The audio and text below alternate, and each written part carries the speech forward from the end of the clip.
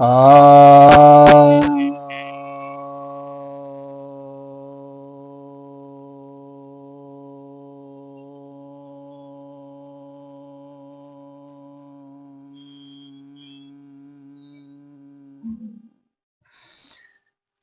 सभी भक्तजनों को सप्रेम नमन। तो आज आपके समक्ष आपकी जिज्ञासा का समाधान लेकर आया हूँ। एक जिज्ञासा यह आई है, क्या अंबेडकर को भगवान कहना उचित है? अभी बहुत विवाद का विषय पार्लियामेंट में हुआ, जिसमें कि अमित शाह ने कहा कि जितना आप लोग अंबेडकर अंबेडकर कहते हैं, उतना यदि जपते, भगवान का नाम लेते, तो आप लोग को स्वर्ग की प्राप्ति हो गई होती।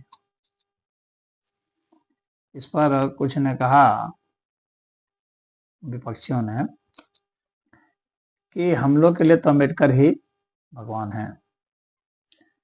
तो इस पर बहुत बहस चली, विवाद बहुत खड़े हो गए, सबके पुराने कच्चे चिट्ठे निकलने लगे। कांग्रेस ने कैसे अंबेडकर का अपमान किया।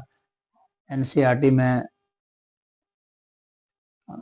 कांग्रेसियों ने छपवाया था एक अध्याय, उसमें दिखला रहा था कि अंबेडकर को, भीमराव अंबेडकर को कोड़े मार रहे हैं जवाहरलाल नेहरू।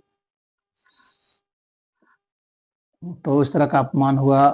अंबेडकर को बार बार जो है कांग्रेस ने अपमानित किया है, हराया 2-2 बार। खैर, चुनाव में तो हार जीत होती है, लेकिन अंबेडकर का जैसा इशारा था, उससे ऐसा लगता है कि उन्हें घोटाला करके हराया गया था। तो निर्वाचन आयोग से उन्होंने शिकायत भी की थी कि इस पर जांच हो, क्योंकि हमारे समर्थन में बहुत लोग थे चुनाव के समय तक, और तो एक रिजल्ट में कैसे इतनी गड़बड़ी हो। तो खैर, उन्होंने चुनाव प्रक्रिया किस तरह से प्रभावित की गई, बैलेट के हिसाब से चुनाव होता था उस समय, तो कैसे घपले होते थे, तो सभी लोग हम लोग जानते हैं। तो उन्होंने शिकायत की थी। कहने का मतलब है कि जो लोग अभी अम्बेडकर को वह समर्थन दे रहे हैं, वे लोग जो है कितना अपमानित किए थे। तो चूंकि वोट के कारण से उस समय तक उनके नाम पर वोट था नहीं, अब उनके नाम पर कुछ वोट हो गया है, तो सभी लोग वोट लेना चाहते हैं, चाहे भाजपा हो, चाहे कांग्रेस हो, चाहे बसपा हो, सपा हो, सभी जितने भी दल हैं। तो कुछ लोगों ने कहा कि नहीं, वे हमारे लिए भगवान है। तो अब हम लोग इस विषय पर चर्चा करते हैं, राजनीति से हट करके, कि क्या वे भगवान हैं। तो भगवान के लिए पहले हम लोग देखते हैं कि भगवान होता क्या है। भगवान में जो भग धातु है, तो जिसका अर्थ जो है आनंदवान होता है, और आदित्य होता है। तो जो आनंदवान है, जो आदित्य है, प्रकाशवान है, जो न्यायप्रिय है, वैसे लोगों को, जो ज्ञानवान है, तो ऐसे लोगों को भगवान कहा गया है। जो स्वयं भी आनंदित है, दूसरे को भी आनंदित करता है। जो स्वयं भी ज्ञानवान है, दूसरे को भी ज्ञान का उपदेश देता है। जो स्वयं जो है वो न्यायप्रिय है, दूसरे को भी न्याय पर चलाता है, अन्याय का विरोध करता है। इस तरह के जो गुण हैं, जो स्वयं ऐश्वर्यवान है, दूसरे को भी ऐश्वर्यवान बनाता है, तो क्या इस तरह के गुण वाले को भगवान नहीं कहा जाएगा? तो इस तरह का गुण हम देखते हैं तो भीमराव अंबेडकर में तो पाते हैं। हाँ, जो अलौकिक शक्ति की बात होती है, तो वह अलौकिक शक्ति का अभाव मिलता है। अम्बेडकर जो हैं, वे अलौकिक शक्ति की बात में सहमत नहीं है, और उनमें अलौकिक शक्तियां ऐसी कुछ नहीं देखी गई है। उनकी शक्तियां सब मानवीय थी, और मानवीय स्तर पर रहते हुए उन्होंने जो अति मानवीय कार्य किए हैं उसकी तो सराहना करनी पड़ेगी। तो कुछ लोग कहते हैं उन्हें महापुरुष कहा जा सकता है। हाँ, महापुरुष कहने में किसी को एतराज नहीं है। और उनको जो है भारत रत्न की उपाधि भी दी गई। अटल बिहारी वाजपेयी की सरकार में भाजपा ने दिया, कांग्रेस ने इतने समय तक नहीं दिया। अरे गहरे नत्थु खेरे कितने कितने को दे दिया गया, लेकिन इनको नहीं दिया गया था, तो बाद में सम्मानित किया गया। वह भी एक ऐश्वर्य की ही वृद्धि होती है। तो अभी जो है उनका ऐश्वर्य तो है, और जिसके नहीं रहने पर भी जिसके समर्थक हों और जिसके कार्यों में कोई दोष नहीं निकाल पाए। आप देखेंगे कि बड़े से बड़े आलोचक भी क्यों ना हो, भीमराव अम्बेडकर की सराहना करेंगे, क्योंकि उन्होंने बड़ा निष्पक्षता के साथ, उन्होंने कोई पक्षपात भी नहीं किया। तो भगवान का यह भी एक स्वरूप होता है जो पक्षपात न करता हो, जो न्याय की बात करता हो और अन्याय के विरुद्ध संघर्ष करता हो। तो उन्होंने उनको धन के लिए उनको बहुत लोभ भी दिया गया था, परंतु वे कभी भी लोभ से प्रभावित नहीं हुए। यह भी एक भगवान का गुण होता है।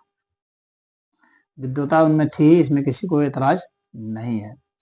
तो जिसमें विद्वता भी हो, जिसमें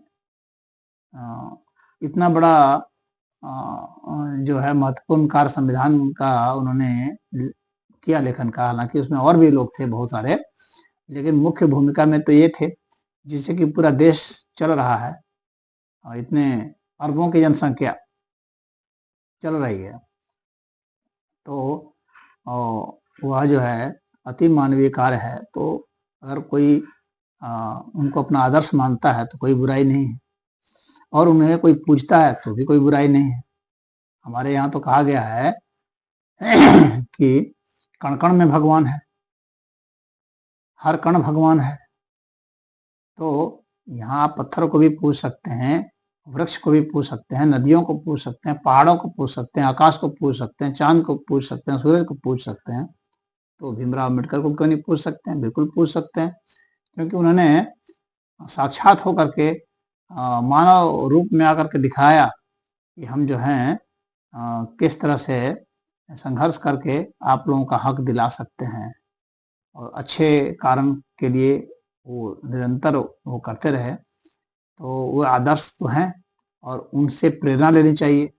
या ठीक है, पूजना का मतलब यह नहीं होता है कि उनको धूप दीप अगरबत्ती दिखाया जा रहा है। पूजने का इतना मतलब होता है उनके जो गुण थे उनको हम स्वीकार करें, ग्रहण करें और स्वयं अपने जीवन में उतारें, और उस हिसाब से जो अपने हक अधिकार हैं, जो न्याय है, उसके लिए जो है हम भी प्रतिबद्ध रहें। तो मैं समझता हूँ कि जिन्हें उन्हें भगवान मानना है वे मानने के लिए बिल्कुल ही स्वतंत्र हैं, और जिन्हें उन्हें महापुरुष मानना है वे भी स्वतंत्र हैं, जो उन्हें अति मानव मानते हैं वे भी स्वतंत्र हैं, और जो साधारण मानव मानते हैं वे भी स्वतंत्र हैं। लेकिन उनके गुणों को तो सबको स्वीकार करना ही पड़ेगा, वे चाहे कुछ भी मानते हो। उनको उनके गुण में तो कहीं पर कोई नहीं कह सकता कि ये गुण नहीं थे। तो जो गुण थे वो तो स्वीकार करना ही पड़ेगा। तो हर एक व्यक्ति को अधिकार है वो किसको प्रेरणा स्रोत मानता है और किसको नहीं मानता है। जो जिसका प्रेरणा स्रोत है, जिससे जिसको कुछ लाभ हो रहे हैं, बराबर लाभ हो रहे हैं, बराबर प्रेरणा मिल रही है, जो आदर्श हैं, तो उनके लिए वे पूजनीय हो जाते हैं। हमारे माता पिता जो हैं हमारे लिए पूजनीय हो जाते हैं, हमारे गुरुजन हैं वे हमारे लिए पूजनीय हो जाते हैं।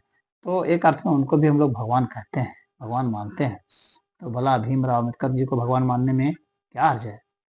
माना जा सकता है, बिल्कुल माना जा सकता है, क्योंकि करोड़ों की संख्या में लोग उनसे प्रेरणा ले रहे हैं, और जो उन्हें भीतर से नहीं भी मानते हैं, उतना महत्व नहीं देते हैं, वे भी तो इतना तो मानेंगे कि उनमें ये सिर्फ गुण थे, और उसके कारण उन्हें भी नतमस्तक होना पड़ेगा। तो मैं समझता हूँ कि जो लोग कहते हैं कि वे भगवान स्वरूप हैं, तो वे हैं, भले उनमें वे सब अलौकिक शक्तियां नहीं हैं, वे दिव्य शक्तियां नहीं हैं, लेकिन जो दिव्य शक्तियों में जो कुछ गुण होते हैं, वे कुछ गुण तो थे ही, तो उनकी दिव्यता जो है अगर कोई महसूस कर सकता है तो बहुत अच्छी बात है। और जो महसूस नहीं भी कर सकता है तो कोई जोर जबरदस्ती से तो कोई किसी की पूजा अर्चना कराता नहीं है, वो जोर जबरदस्ती का विषय भी नहीं है। तो जिसको वो नहीं करनी है तो उसकी बात अलग है, उसे कोई जोर जबरदस्ती से नहीं कोई कह सकता कि भाई आप भी पूजा कीजिए। हाँ, लेकिन उन्हें अपमानित करने का भी तो कोई हक नहीं है, ना उनको करना चाहिए। लेकिन जहाँ पर तो मनमानेपन की बिल्कुल हद हो गई है, तो वहाँ तो बात ही अलग है भाई, कोई किसी को कुछ भी कह दे रहा है, गुणों को नजरअंदाज करके आलोचना भी कर दे रहा है। परंतु भीमराव अंबेडकर जैसे व्यक्तित्व हजारों वर्षों में कभी कोई एक आता है, तो यह भी एक अवतार का लक्षण होता है। हरिओम।